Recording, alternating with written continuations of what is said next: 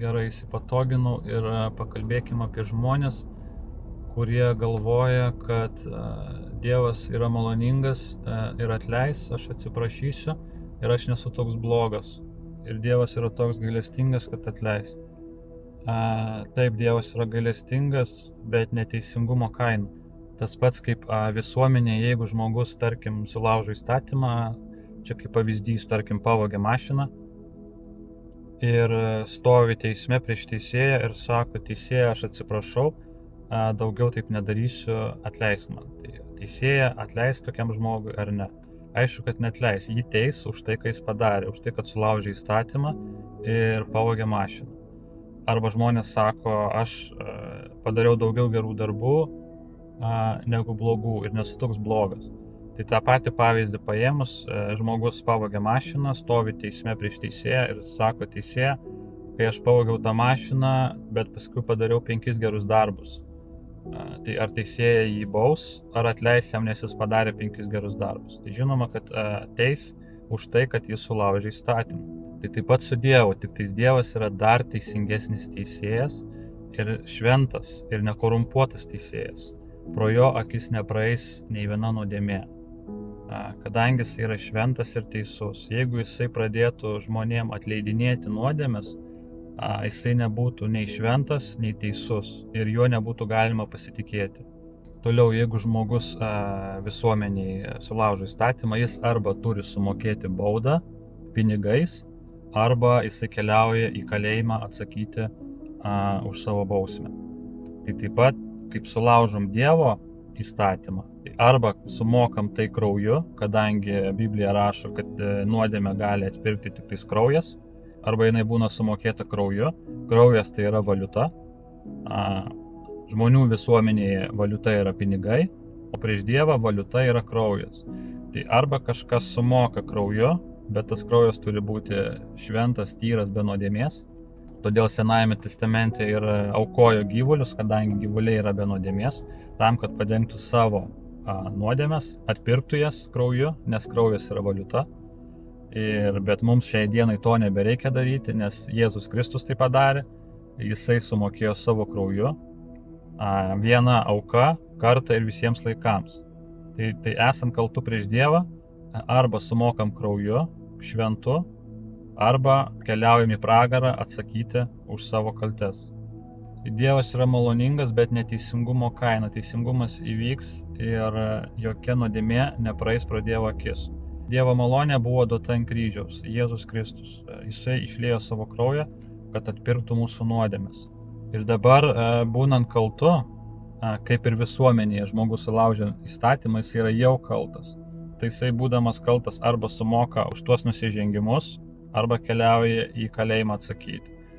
Tai prieš Dievą arba mes sumokam krauju, šventu, arba keliaujam į pragarą patys atsakyti.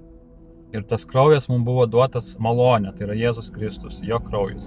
Ir mes jį priimam pasitikėdami, tik kada mes tikim, kad Jėzus Kristus jau sumokėjo už mūsų nuodėmes, už tai, kad sulaužėm Dievo įstatymą, jisai savo krauju kaip valiuta sumokėjo už mūsų bausmes, tiek už praeities, tiek už ateities. Pasitikėję tuo, mes priimam šitą Dievo malonę, šitą Dievo dovaną.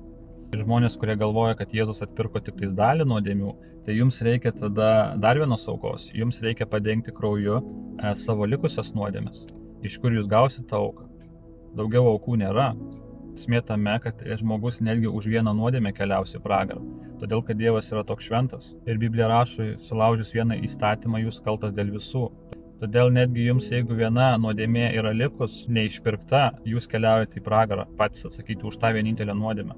O kaip žinoma, žmogus per savo gyvenimą padaro milijonus nuodėmių. Ir jeigu jūs galvojat, kad Jėzus Kristus atpirko tik tais jūsų praeities nuodėmės, tai visos kitos nuodėmės liko nepadengtos ir jūs keliaujate į pragarą. Taip išeina, kad jūs pasitikit savimi, savo veiksmais, savo darbais. Jūs būdami jau kalti, jūs negalite savo darbais, bažnyčių vaikščiojimais, pamaldomis, išpažintimi kunigų, ar dar kažkokiais ritualais, ar vandens krikštais vanduo negali sumokėti jūsų skolą už už jūsų kaltes, tą gali tik tais kraujas, kaip ir Biblija rašo, tik tais kraujas gali atpirkti nuodėmę, todėl visais šiais dalykais jūs nesumokėsite savo skolos. Vienintelis dalykas, kas sumokės jūsų skolas, tai Jėzus Kristus, bet ne dalį jūsų skolų, o visas, tiek praeities, tiek ateities nuodėmės. Jisai viską padengia. Jeigu jisai padengtų ne viską, tada visi keliautų į pragarą. Ir koks tikslas tada būtų buvę aplamai Jėzui ateiti žmogaus pavidalu, išlieti savo kraują, jeigu vis tiek visi žmonės toliau įtikėję Jėzumi vis tiek nusidės ir tie žmonės keliaus į pragarą. Nustokite susikurti savo kažkokią Dievo versiją, kur Dievas viską jums atleis, kur Dievas praleis pro akis jūsų nuodėmes ir kur Dievas negali atpirkti jūsų visų nuodėmių. Jūs patys susikūrėt savo versiją, jūs patys bandot save išteisinti savo darbais, savo elgesiu, bažnyčių vaikščiojimais, įstatymo laikymusi, kurį jau sulaužėt milijonus kartų ir jau esate kalti. Tai kodėl jūs vis dar bandote save išteisinti tuo įstatymu, kaip įstatymas ir parodo mūsų kaltumą? Paskaitykite laišką Romiečiams 3, 4, 5 skyrių, kuriame aprašo, kaip esame išgelbėti ir kad įstatymas buvo duotas tam, kad parodytų mūsų kaltumą.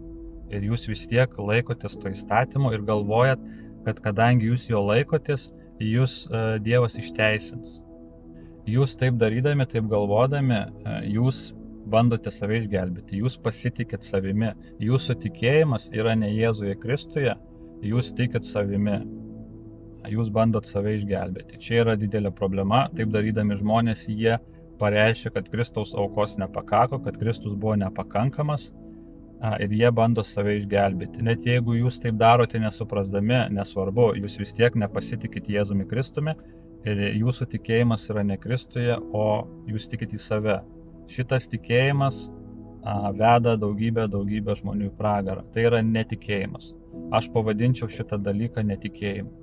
Žmonės vadina save krikščioniais, bet jie nepasitikė Kristumi, jie tiki į kažkokias savo sukurtas Dievo versijas, jie patys bando save išgelbėti ir tai nėra krikščionybė, tai yra žmonių susikurtos religijos ir taip darydami jūs atmetat Jėzaus Kristaus auką. Paskaitykite, pastudijuokite laišką Galatams, kuriame įrašo, jeigu žmonės bando prie Jėzaus Kristaus pridėti savo darbas, Jėzus plus mano darbai, Jėzus plus mano įstatymo laikymasis, Jėzus plus vandens krikštas, Jėzus plus tas, anas, tie žmonės atmeta Jėzų Kristų, pareiškia, kad jis buvo nepakankamas ir tokie žmonės patys atsakys teismo dieną už savo nuodėmes. Tai atsakys žmonės pragare, kadangi ten vieta, kur žmonės atsako patys už savo nuodėmes.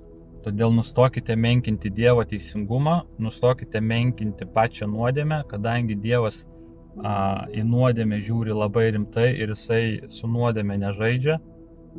Kas nusidėjo, tas nusipelno bausmės. Ir vienintelis kelias yra kraujas. Mums reikia kraujo, kad padengtų mūsų skolą. Ir tas kraujas buvo mums duotas, kadangi Dievas yra maloningas. Tokiu būdu Dievas pasilieka ir teisus, ir gailestingas. Vienu metu jisai patenkina ir savo teisingumą, ir gailestingumą. Todėl nustokite susikurti savo versijas Dievo ir nustokite bandyti patys save išteisinti, patys save išgelbėti. Pasitikėkit Jėzumi Kristumi, kad jis sumokėjo visas jūsų skolas, nes jeigu jūs to nedarote, už jūsų skolas ir nebus sumokėta. Jūs patys turėsit sumokėti pragare ugnies ežere. Dabar suprasdami, ką Jėzus iš tikrųjų padarė, tai paklauskit savęs, ar jūs suprasdami, kad Jėzus sumokėjo visą skolą, ar jūs norite daugiau nuodėmiauti ar mažiau nuodėmiauti. Tai jeigu jūs esat nuoširdus, tai jūs norėsite mažiau nuodėmiauti. Taip ir yra įtvirtinamas įstatymas. Žmogus priėmęs tikėjimu Dievo malonę, auką, Jėzaus Kristaus kraują, tas žmogus iš pagarbos, iš meilės nebenori nusidėti, jis nebekenčia tos nuodėmės. Čia yra ta problema žmonių, kurie nesupranta. Jie galvoja, kad jeigu Jėzus atpirko visas nuodėmės, jie galvoja, kad tada žmogus eina ir daro, ką nori.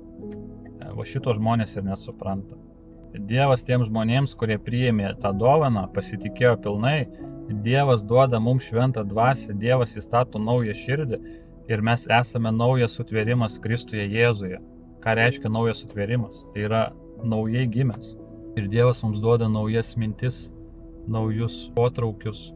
Ir išgelbėtas žmogus, jisai su laiku vis mažiau nusideda, vis mažiau, kadangi Dievas dirba mumise ir jisai visą tai daro, jisai mus keičia.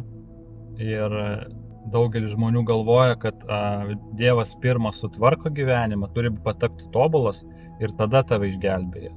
Jeigu tai būtų, nei vienas nebūtų išgelbėtas. Dievas pirma mus išgelbėja, o paskui sutvarko mūsų gyvenimą.